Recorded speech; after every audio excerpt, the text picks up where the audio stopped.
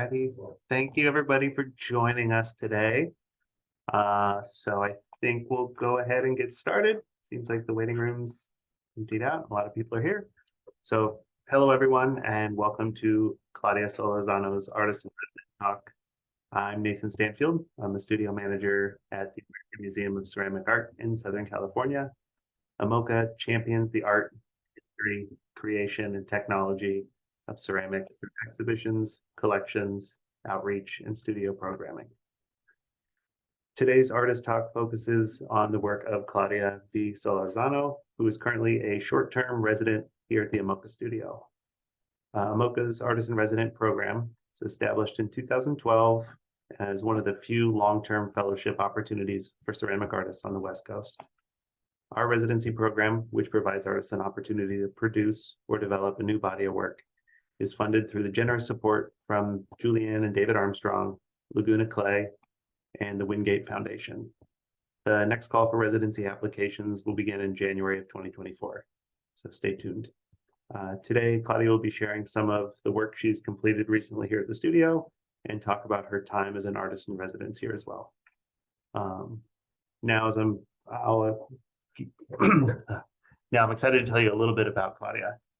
Claudia V. Solórzano is a Los Angeles-based artist working in ceramic sculpture. Her practice utilizes ceramic materials to examine socioeconomic stratification and domesticity through encounters with architectural motifs from the Los Angeles urban landscape. Her sculptures operate as portraits that navigate race, class, preservation, and the ephemerality of communities confronted with gentrification and sociopolitical boundaries. Solórzano is a resident at AMOCA from May of 2023 till December of 2023. Before Claudia starts her presentation, I want to remind everyone this talk is being recorded. There will be an opportunity for Q&A after the presentation. I will now turn the presentation over to Claudia. Hey everyone. I'm gonna go ahead and share my screen. Okay, so like Nathan said, hello, thank you everybody for being here. My name is Claudia Solórzano, and I'm gonna just minimize that. Okay, perfect. So I'm gonna start, I guess, talking about where I came from and how I started in ceramics. And so this is a photoshopped magazine cover that I made in undergrad. And this is me in my studio. A friend at the time took this photo, and I always liked kind of like inserting myself into things that I wasn't a part of yet. I guess trying to manifest, but also kind of playing with words and kind of being silly about it. Like if you look at this, it says like going solo, 101 ways to glaze. I don't even know if that's true, to be honest. Like sculpture now, 12 must-see shows. It's all just lies. But I think I do that because I kind of like telling stories. And so I think my work does that. So like Nathan said in the beginning of my intro, yeah, my work is, they operate as portraits of things. Okay, oh gosh, oh, there we go. So I'm from City Terrace of East Los Angeles, California. And this is a photo I took maybe a few years ago. It's called City Terrace because it's so hilly and all the houses kind of look as if they are on terraces. And this is a photo from the bridge on Eastern. It's like sunset time, and I kind of base my work, my current work is off of these gates and City Terrace as a whole. But throughout Los Angeles, you'll see kind of gates like this. This looks like an old picture. I just took it with a 35mm camera, but this was taken maybe last year. And this is another picture of my neighborhood that I'm from. And I'm showing this now just so that way we kind of can talk about the work that I'm making now at AMOCA, but I will go back and start from my time before this. And this is a house I grew up in. So you can kind of see that I have these metal gates here in the front, to the right and to the left for the side of the house. And I really like to pull from like Spanish roof tiling and like that red kind of clay that's used on Spanish roof tiles. It's a very like Spanish style home. And then this is me as a kid, and I do like to show this just because where we're going, you'll see why I am the way I am. I really like kind of being in another world because I come from something that's like this. I'm proud of where I came from, but I do feel like I like to kind of reinterpret all of these things that I've seen throughout my childhood and my life, that I kind of mesh that with things that I'm interested in as far as like pop culture goes and other kinds of like visual references that I've seen throughout my life. This is me dressed as Sailor Moon, holding my little dog, Sammy dog. And then I was very interested in the things that were a part of Sailor Moon, and like the talisman and the magic items. Like all of this is something that now I feel informs my work and kind of takes it to a different level of like, it's more than just referencing communities that are ephemeral. It's also blending it with my own culture that I've kind of reimagined myself. Oops. Oh, so, oh gosh, I don't know how to go back. Here we go. Oh, and then these are all the silly talismans, but you'll see this, you'll see kind of these references throughout in the future, but I just wanted to show that. I went to East Los Angeles College from 2010 to 2014, very long time, I know, but it's okay. I had a great time. This was one of the first ceramic pieces I made in that semester. And I made a lot of really terrible work, but I'm not going to show it. But I will show the things that I'm very proud of and that kind of have led me to where I am now. So I was very interested in kind of harnessing my emotions and placing them in these tangible vessels. This vessel is clearly non-functional. It's tilted. There's a small opening at the top with a lid, but it was just meant to kind of contain dreams, hence the name Dream Vessel. And I kind of pull from anything visual and I abstract it. So because it's a dream, I kind of think of my actual eyes as seeing. So the shapes of that piece kind of represent maybe 3 eyes stacked on one another. It's that kind of like almond diamond-like shape. And it's kind of like in reference to the idea of like a dream being within a dream within a dream. You kind of like go to sleep and you can't just like wake up. And the legs of this piece kind of references eyelashes, kind of just like the opening of the eye. And then the top is supposed to be like a pupil contained by the dream. But I also reference like, it's very Disney based. It's also based on this cake from Sleeping Beauty and the sculptures from Beetlejuice. It's something I grew up watching, and I think like getting these like assignments in community college, I was able to kind of use those references, use the assignment to kind of make an intangible thing and put it in something tangible and create work that's kind of like this. I really liked this style of work, so I kept going and I started making these containers that were just open, no lids. And I built upside down, and then I carved that piece, and then I would put the legs on the piece when they were leather hard, and then just slowly dry it out and fire it upside down this way. I also take from just plant life, like from my grandfather's garden. That's my grandfather to the right. He had these really cool plants. I don't know what the plants' names are. If you know, you can chat it. You can put it in the chat box. And I liked the way that these kind of unfurled over time. I remember them growing in the summer, and they were just so curly, and every day they would like slowly open up. So I think like making things like this, and it becomes that informs this. So yeah, this is it done. I have fired it to cone 10, and I do fire it right side up. I just put kiln posts underneath and some soft brick. So there's a little bit of like remnants of the soft brick underneath, but you just kind of sand that away. And you can't really tell. And it holds up really well, as thin as these legs are and as kind of heavy as that piece can be. The size, I know I'm terrible. I don't have dimensions, but it's like maybe the size of like my torso.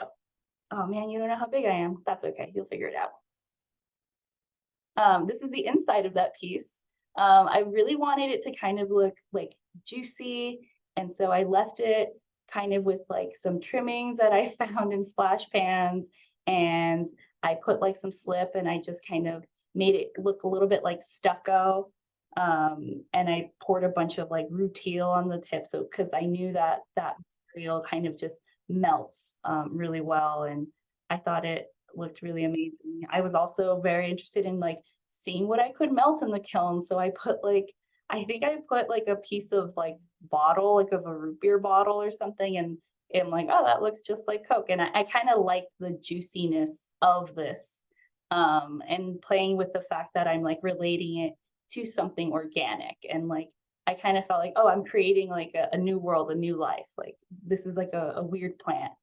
And I kept doing that. I experimented with raku, and that was very interesting. I didn't think about having these pieces like be functional in any way. I was so into just making sculpture and just like expressing myself and just creating weird objects I saw in my head. And again, like referencing like all the weird pop culture that I grew up with.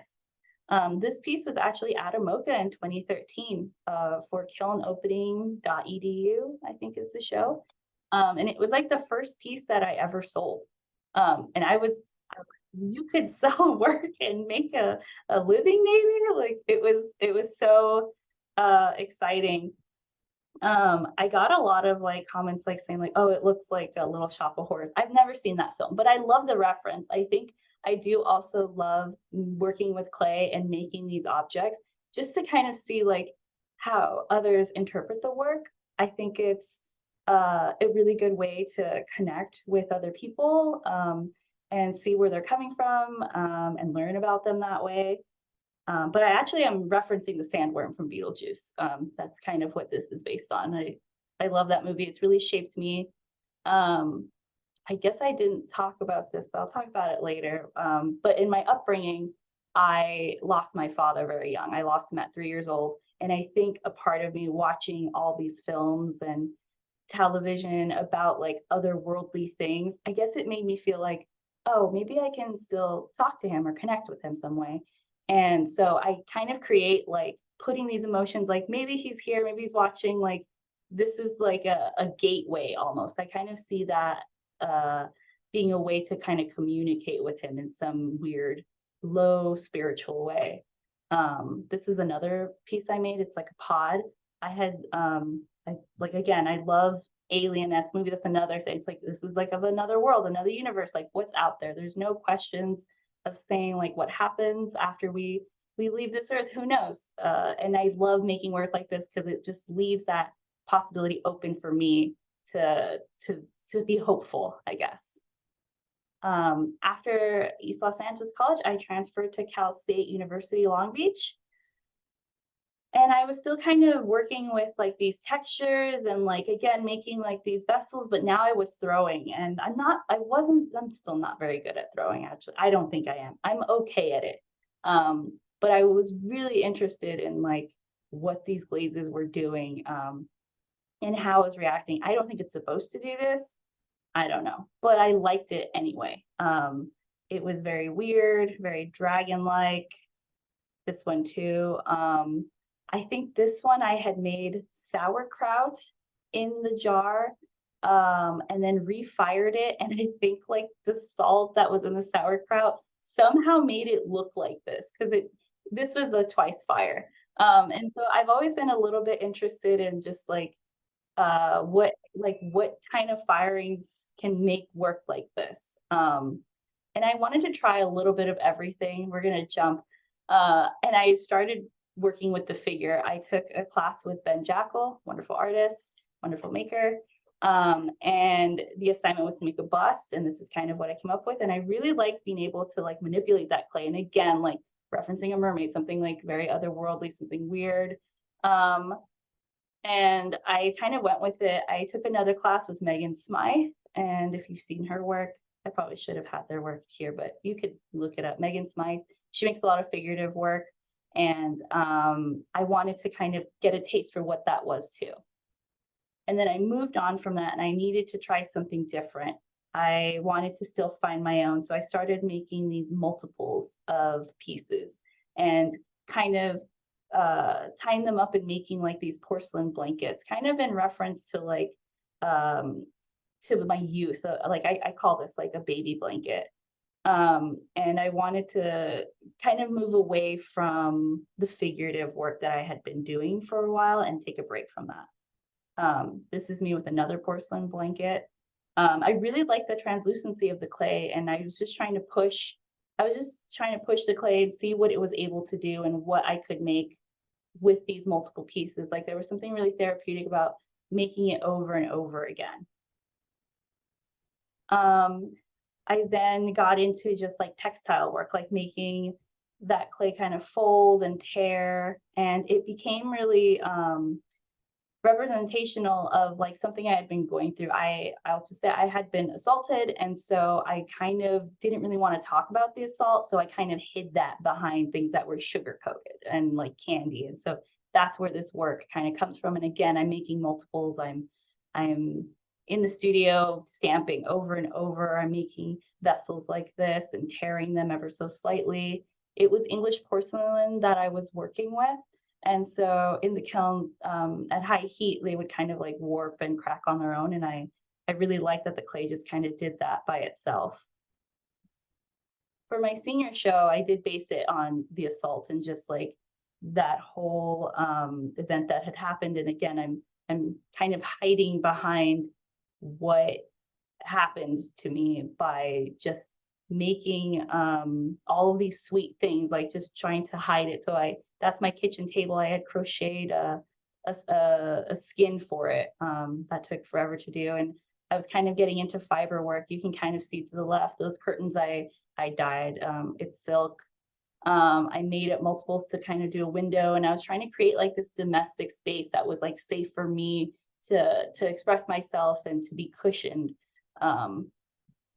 In that thesis show, in the gallery, we're supposed to sit and gallery watch our own pieces. And so I would sit in the gallery and crochet these blue hearts all day. And anybody who wanted to talk about the work or express like maybe something that they had experienced, and then I would exchange a blue heart and just some words with them and then have them go on their way. This is a close-up. The pictures aren't very good. I know, I'm terrible, but you get a gist. This is, and these are actually rattles. So each piece kind of rattles, kind of like a baby rattle. It's kind of in reference to like my my reluctance to kind of be a mother, because I feel like I had gone through so much as a woman. I was like, oh God, what if I don't know how much more it could take. So I was kind of referencing motherhood, like, and still contemplating whether or not to pursue it. Even at that, I was young then, but you know, I knew it was coming because this is like a long tradition women face, like, oh, when are you gonna have kids? What's the next step? So that was how I dealt with that. More candy. It's very like Alice in Wonderland type work. Oh, sorry. And that was my thesis show, and it's so different than what I do now. So in between, I was still kind of on the pastel hype, and I was making more of these like rattle likes, and I made like a small crib. But this is when I started to like look at gates and like their symbolic stance on what it is to be protected, because gates are a way of protection. You walk up to it, you have to open it, maybe there's a lock on it, and that's what the work I make now is kind of about too. And this is just a pile. I really liked making piles of work, multiples, still kind of dealing with it. And then I was like, I wanted to kind of start making vessels. And so I had these stamps of Mickey Mouse and pants. And I was like, it's such a weird stamp for Disney to make, like just his pants.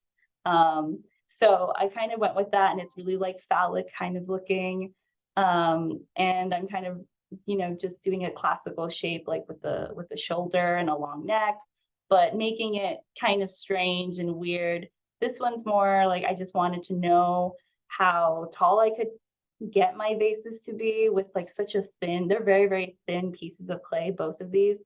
And I just wanted to see how how well they could hold up, and kind of this idea of like community, like how I think of like each petal as being like an individual person and like just holding each other up. Same thing. This is about Facebook. I was not sure what I was doing, but I'm showing this work because I used all this work to get into grad school. To get into grad schoul. But in between that, I had to make a living, but not on my art. So I studio assisted for a few artists. These are terrible pictures of me, but these are the only ones I have. I worked for a ceramic artist who did a lot of production pottery, hand built and wheel throwing. And then on my right, I worked for another artist who was more of a sculptor, multimedia type work. And then I also I was a studio technician at Still Life Ceramics. You can I just grabbed this from my Instagram. I'm wearing a popcorn bucket because I didn't want the kiln wash to get in my hair, and we didn't have hair covers at the time, so that's what I used. And then I also taught classes, hand building classes, and I really liked the interaction that I was getting with students and helping them kind of create what they wanted to and expressing themselves. And I like the way I express myself through my work, and I wanted to see if I could help them harness that as well. This is called Pottery in the Park. I worked during the pandemic at this studio, so that's why we're outside and masked up. And this is another, I like to show this because I really liked bringing to life what people were made. I really liked being a part of that process. So to the left here, I'm just kind of guiding her like how to kind of start this purse that she's making. To the right here, this pink puffy type purse, and we're figuring out how to recreate that texture. I was also on a Netflix series, and as the background, I'm there to the left, me and my husband. And I think I like showing this just to show that like there's a lot to do with this medium. Like there's a lot of open doors to the arts, and I just wanted to kind of mention this. I thought it was funny. I now teach at Long Beach City College, and I teach at Cal State LA, just to make a living. It's nice to have income and to be able to support myself out here in Los Angeles. And so these are a few projects from my class.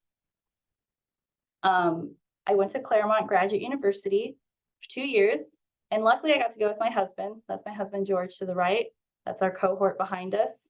Pandemic, we were a pandemic graduate, so we got there right when it started happening, and we were able to be with one another masked up and somewhat socially distanced, as you can see. For the first year, we were all in our studios. I think this is maybe the second year we were kind of able to see one another in person. And I had taken this photo, I think maybe right before the pandemic. I don't know why I took it, but it's one of my favorite pictures I've ever taken. And that's what kind of got me started on the fence kit, and making these chain link fence-like pieces. And this is how I would do it. I would put it on a piece of paper, extrude some coils, and just start weaving. I didn't really look up how fences were made. I just looked at that photo. I looked at other photos and kind of figured it out on my own. And, sometimes it's a proper weave, sometimes it's not. For me, it's just the idea of kind of making sure that they all are connected, and I don't slip and score when I do work like this. I kind of just hoped that they would stay together, and it was just a huge experiment. And I like to think of these like coils as like coils on like their own path, and again, it's like very symbolic of a community. And then this is how I would fire it. So we would I think this was a once firing, but normally I would take it to bisque and then take it again. And this is low fire glaze that I'm using. And this is the final piece. And it was the first one that I think I was like, wow, it stuck together. I was kind of impressed with myself. That glaze isn't really holding anything together. It's just there for color. And I'm still trying to use that pastel type of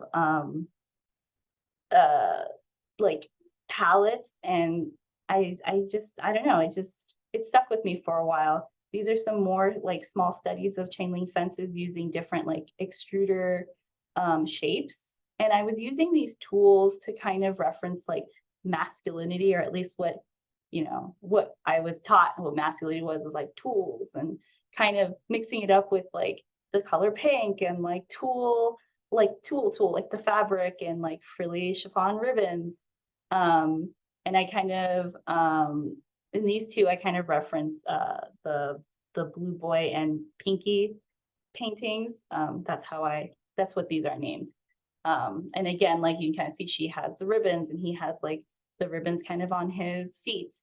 And I was just thinking about like gender and like what that was, and what like it's, you know, it's not really important to the work, but it's what I think about it sometimes. And I love the way that these shadows are casted.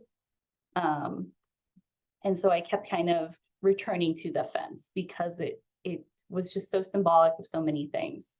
Then I made these planters just using scrap materials. I wanted to kind of have like this frugal way of using clay. I wasn't really buying clay during the pandemic. I was just kind of using whatever I found in the studio at the time, and slapping these pieces together. And they look, you know, like nothing. But then once they hit the firing and I put a few glazes on them, all of that warping, it really like changed the way I saw them. And I liked just the unpredictability of all of it.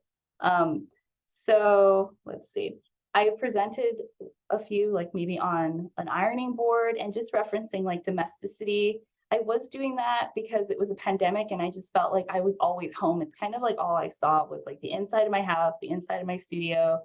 That was it, my plants, the garden. So I was just like kind of spewing that out, like things I was seeing.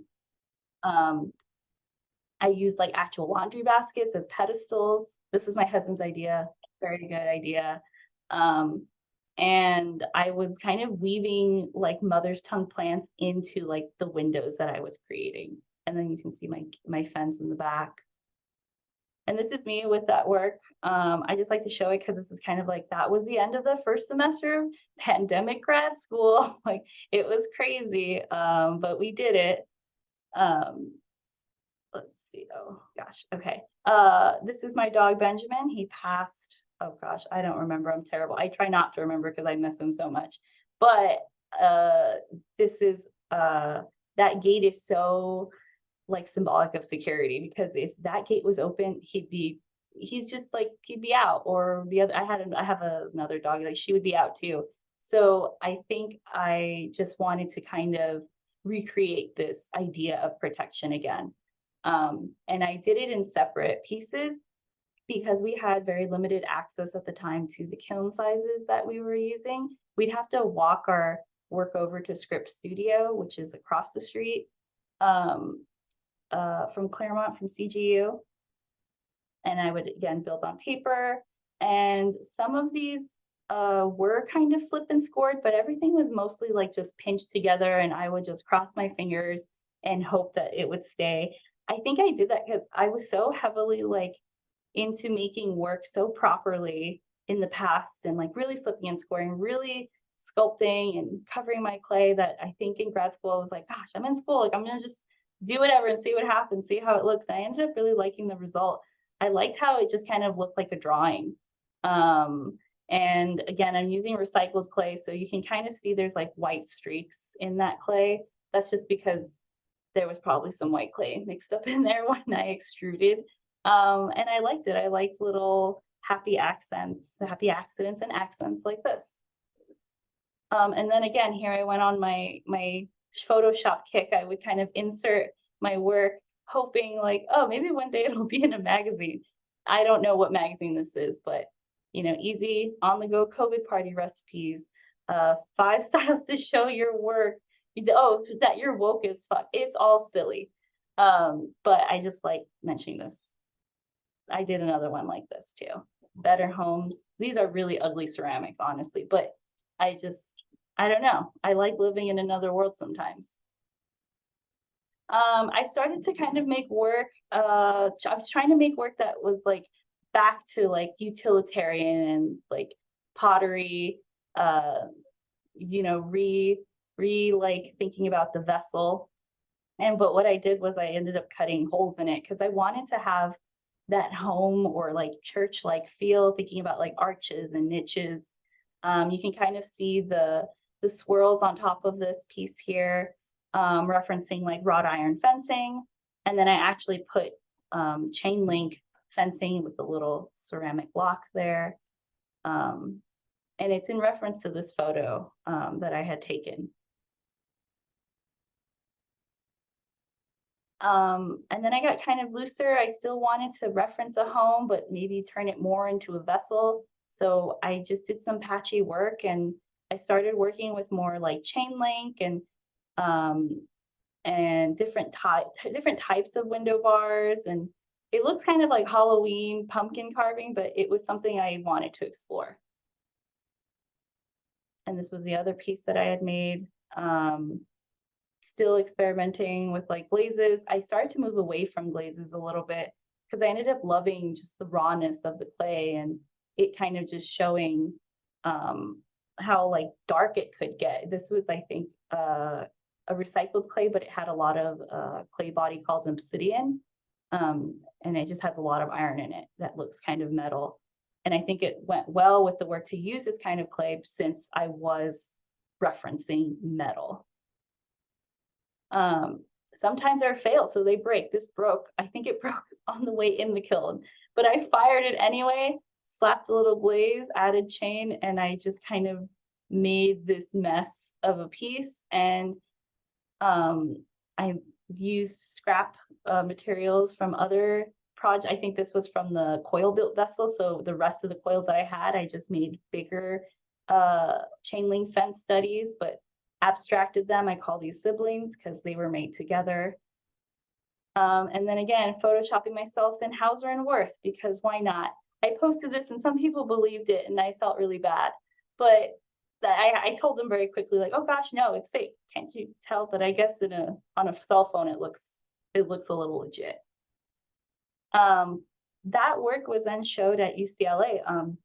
I submitted it to an open call, and curators Jackie Amasquita, Luz Carabaño, and Valeria Tizo Vivas, they saw it and they wanted to put it in their show.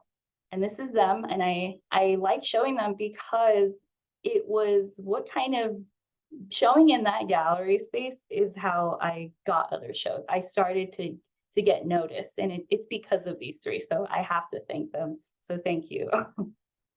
After that, I started making bigger gates. I was very interested in just being more closer to scale.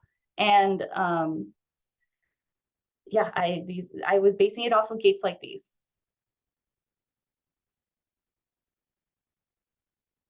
And that's me making it in the kiln in the cold.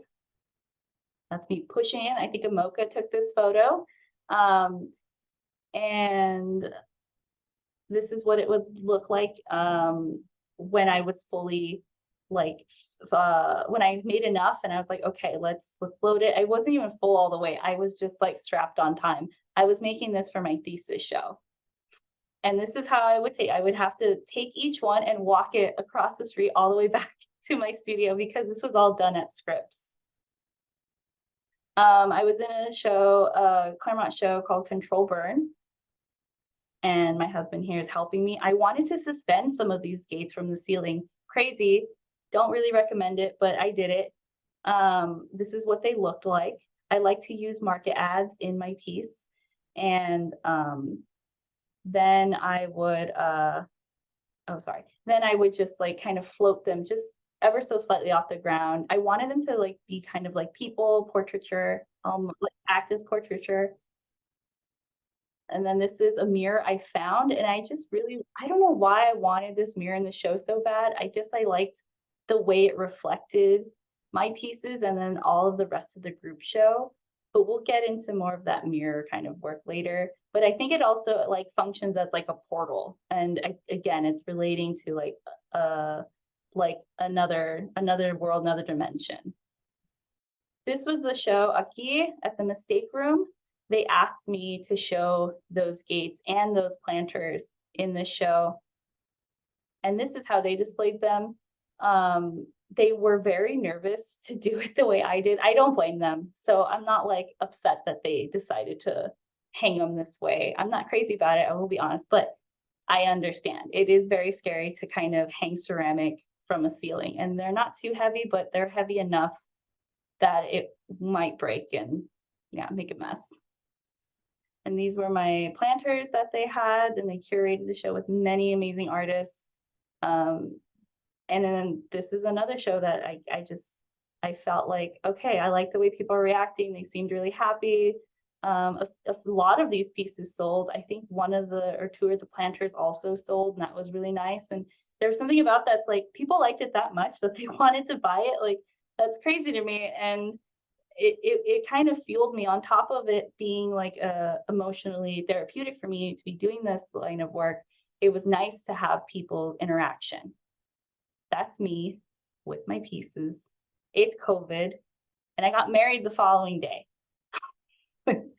Or not following, the following week. Then I came back into the studio after I got married, and I kind of wanted to make this piece that kind of referenced like a quinceañera dress, but if quinceañeras were gates. Here's a quinceañera dress, and then this is how I imagined it. Like some bows, but a gate. This is an actual gate, and I wanted to see if I could interpret this somehow. So I made these 3 triptych kind of pieces, again, using minimal glaze and using high fire clay, but only taking it to a mid-range temperature, which is why it's so like yellow. And I really liked just like the weird color, and it also felt weird, like the grog didn't completely fuse to the clay body. It was very interesting. This is me with it for size reference.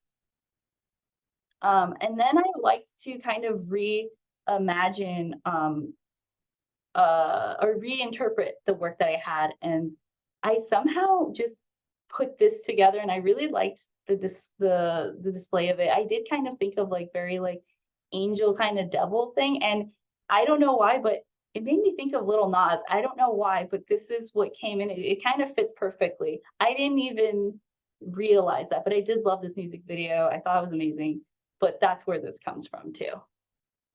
And then I had my thesis show, Unincorporated Memory of a Domestic City.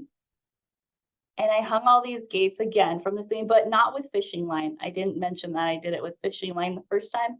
I did it with actual cable wire, much safer, still scary. Not all of these survived afterwards just because they were very hard to take down with the genie lift. And again, I'm referencing this city, my city terrace. This is called City, I think this is called City Terraces. It's referencing this in this way that houses are stacked and a community is stacked and living close together. This is a close-up. There's a market ad there. These are just other gates that I had in the show. I kind of reworked what I had. I made this, I called this lidded jar. More supermarket ads, just kind of referencing like the culture, the low income of the community. I'm trying to kind of, I made this work to kind of keep this ephemeral like city alive within my mind. This is reference to a whole quinceañera, a triptych kind of mentioning, kind of like a church-like environment, the dress, and then this fake purse that I made. This is the purse, very loosely based. And then I used this mirror that I found, and I turned it into a table. And I had gotten into like propagation of my plants because I think that's what a lot of people did during the pandemic. I think we were trying to like sustain ourselves and teaching our plants to just sustain themselves. This is a mirror I made up here. That's my friend Jeanette. And I really liked, again, that this mirror was like a reflection. And it's also, again, like a portal. I also thought of Julia Roberts from Erin Brockovich, though, when I made this. That's me with my pieces. I was very excited and let's see. Oh, sorry. Oh gosh. Oh god. We'll get into that. So then again, I'm using like this mirror as like a portal. This is Robert Pattinson, and I thought it'd be funny if I pretended like he wanted to curate my gates in a show. So I kind of posted this on Instagram, and I thought it was really funny, and I just like mentioning it to kind of cut down I don't know, to cut down the talk a little bit. This is how I transported my work, and it's crazy. I had to kind of scramble to find like pieces of wood. I think some of this wood is my husband's wood that he used for his show, and like strapping it down and making sure some of this did break. There's a lot of bumps in the road. LA has lots of potholes, so not all of it survived. But this was a pretty good try. And then it gets stored in my garage. But luckily, oh God, that's so funny. This is after grad school. Okay, I'm so sorry. Okay, after grad school, I started to make work like this. And I called this genie hands just based on this photo here. It wasn't really in reference, but a friend was like, that looks just like it. So that's where the titles sometimes come from, is just like references that I see later. Not that they necessarily inspire the piece, but it sometimes happens afterward. But I did grow up watching this. This is a piece called My Moving Castle, and it is based on the movie. This was actually that in mind. And I really was interested in building pieces like this that were smaller, but still referencing the architectural community, just because those gates were just so hard to transport. And so I don't really make gates like that anymore, just because it's a lot of work to transfer them, and then they do break easily. They're pretty fragile. They're thin ceramic. And so I was making vessels like this so that way they were smaller, and I just felt like they were stronger, but still kind of the same story, like still trying to keep the aesthetic of Los Angeles alive. I use this gun. I just like to say that this is a clay gun that I use. And then I use cookie press dies that I found at a thrift store, but there's some online too. And that's how I kind of get these different textures and shapes with the extrusions. This is another piece that I made after grad school. Again, Spanish roof tiling, kind of some like gate motifs, very few, but I think it's like reinterpreted and redone. This I kind of reference the Zelda. I played a lot of Zelda in my youth, and that's kind of where this came from as well. And this is kind of, I put this in the gutter, but I don't think I was able to play the video. And I like the idea of it kind of being nautical and kind of boat-like. After this, I got to be in a show called Barrio Barrio, and they wanted my gate, but they wanted to paint something behind it. And I thought it was really sweet of them to do that. They made these wonderful brackets for me. And I was just like, oh my gosh, brackets, that's a great idea. That's a really good idea to show this. Okay, we gotta go. Okay, Ruth Gallery. I showed at Ruth Gallery. It's in Pasadena, and I reglazed one of my gates that did survive. As you can see, it's cracked in half to the left, and I showed this one to the right, and a few others, but these are the only photos I had. And it was stronger when I glazed, so in the future, if I do make gates, I probably will glaze them. These are all my new friends that I made at AMOCA. This was right before the residency, and it was before I even knew how great you guys were. Okay, so now we're finally in it. This is how I started. I was using plaster molds to kind of make my work in this way, and I like to kind of drape the coils and then put other clay on top of it and hold it together that way. And it's just, there's very little slipping and scoring. It's just all prayer and lots of pushing into the plaster body and hoping that it stays and hardens. So I'm able to flip it over and then fill in the inside and start making my vessel that way. This is another one. This is one of the first ones I started, and it ended up looking like this. Not the best picture, I know. My gallery has it now, so I don't really have access to re-photograph it at the moment. but I really liked kind of pushing that like pillow-like effect out again through this like wrought iron motif. This is another piece I made here, using gate references still, but now just exploring different ways and different shapes of kind of making. This is a close-up. Here's a gate here. I just like to kind of show you just to know this is a direct reference to something I saw in East LA when we were living in Montebello. And these are my friends that I made here. I think it's important to know that like having a good, healthy environment with people that make you laugh and make you happy I think it makes the time here so good and fun. This is I gotta keep photoshopping because that's who I am. Then I have a script show. I'm part of the annual this coming year, and I wanted to make cowboy hats. And so my dad had this insert. It kind of looks like this, except with the brim. And so I casted that. This is Nathan. I'm probably gonna embarrass him. That's okay. I casted this hat, and then I place my coils in the hat to start laying down a base for the shape.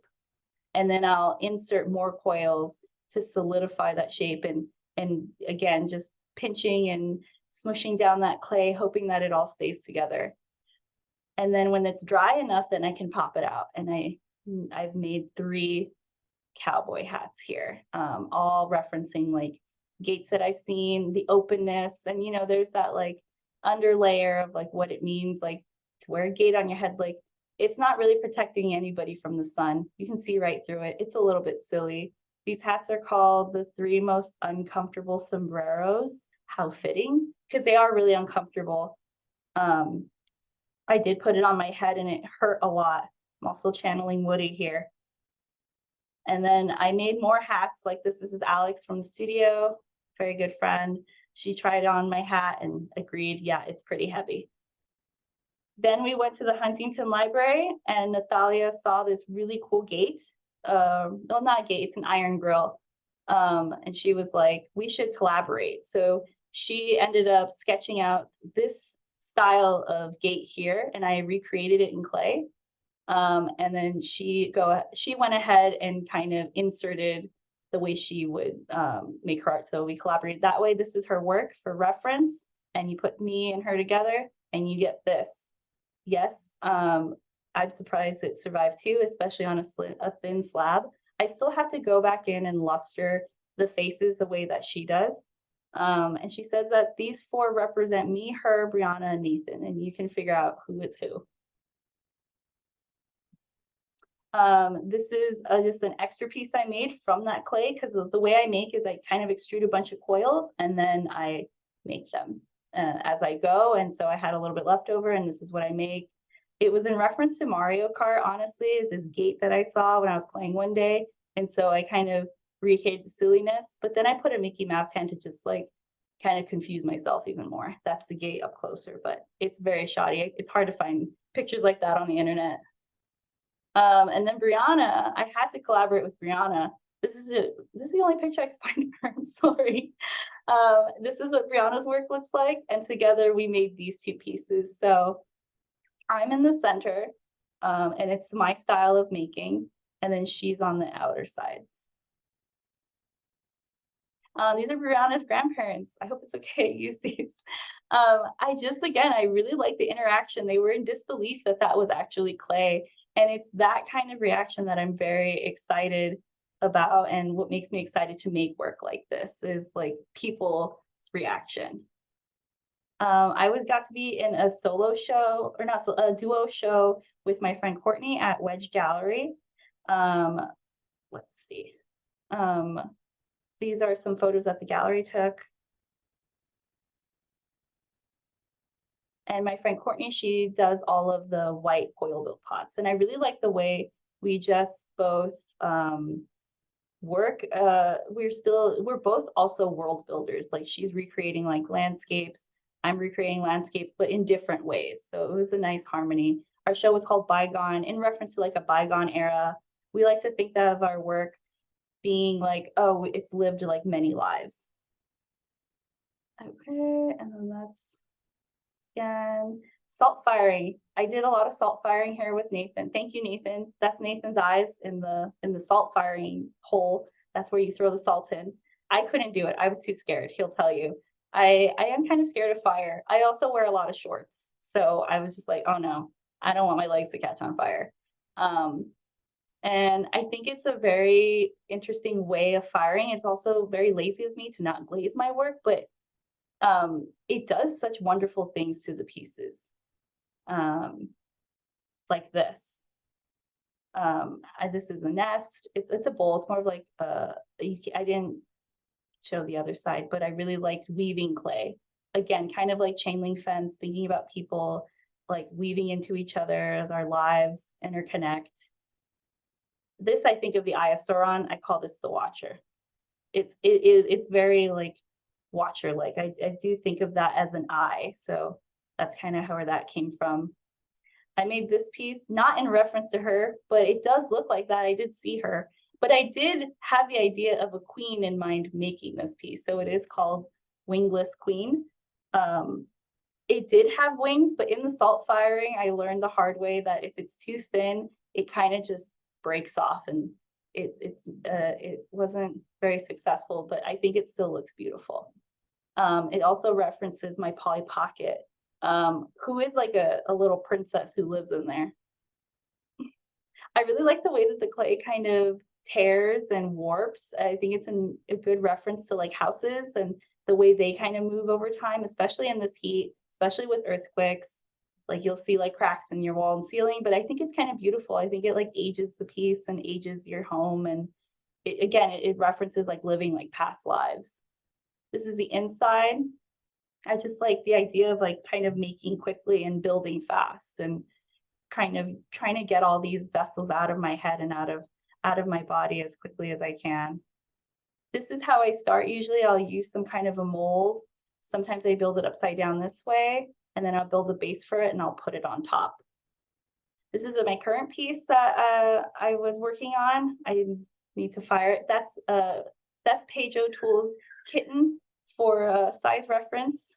And I started to kind of wanting to hide the inside of my work on the inside. So I started putting these like iron like gates over the pieces so you can't really see.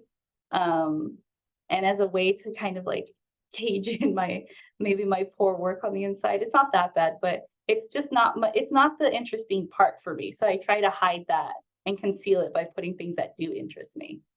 This is Paige and Jolie, my new friends. We don't have many pictures together, but they're very supportive. And I just want to say that I've gotten so lucky being in this residency with such good people. Like, I can't believe how good it's been. It's crazy. This is them coming to my show. I didn't put the flyer on it here, but it's called This Archipelago, and it's at LACC. I think it's up now still. The studio manager, Nathan's, also in it with me. And I'm also in a show called Raw Material with my gallery, Craig Kroll. So if you can, please come to that. And that's the end. Is there any questions?